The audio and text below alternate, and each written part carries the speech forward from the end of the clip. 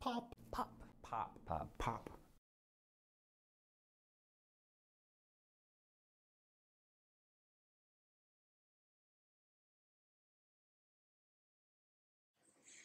I'm Evie Shockley, and I'm going to begin by reading a poem by Ed Roberson, City Eclogue, Words for It.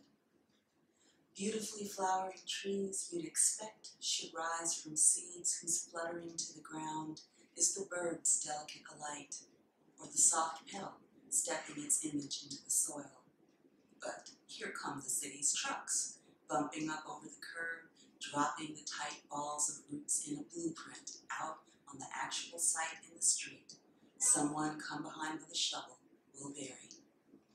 City of words we're not supposed to use, where everyone is lying when it said these words are not accurate, that this shit is not the flowering, that shit off the truck and not the gut bless of bird and animal dropping isn't somehow just as natural a distribution as the wild bloom.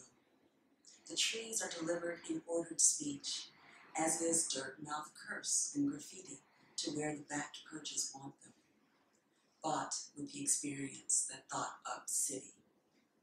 The idea of the place tramples up its rich regenerate head of crazy mud into the mutant's changeling potion.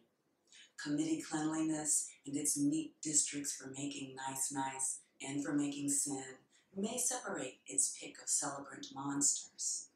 But which it is now is irrelevant as the numbered street sequence to archival orders of drifting sand.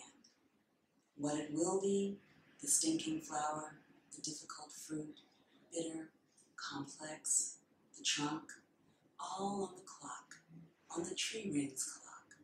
History's section cross-cut, portrait, landscape it already knows, composts into ours, the grounds for city. And I brought that poem as a poem that has changed me in some way, with the caveat that every poem I read I feel changes me in some way.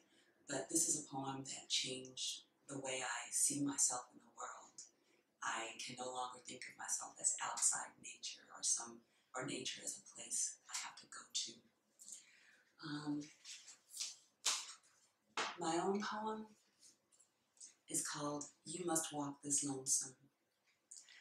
Say hello to moon leads you into trees as thick as folk on Easter pews. Dark, but venture through.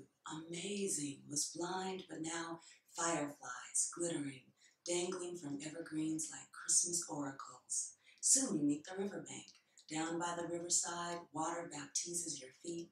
Moon bursts back in, low, yellow, swing low, sweet chariot of cheese shines on in the river. Cup hands and sip what never saw inside a peace be still. Mix in your tears. Moon distills distress like yours, so nobody knows the trouble it causes.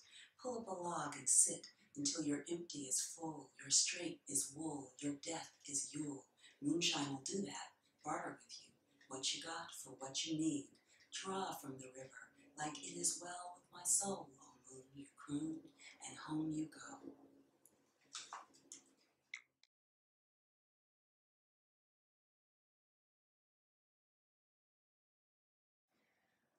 I feel poetry grow most clearly in my throat. And that's significant for me for a number of reasons. One, because for me, poetry is always very oral.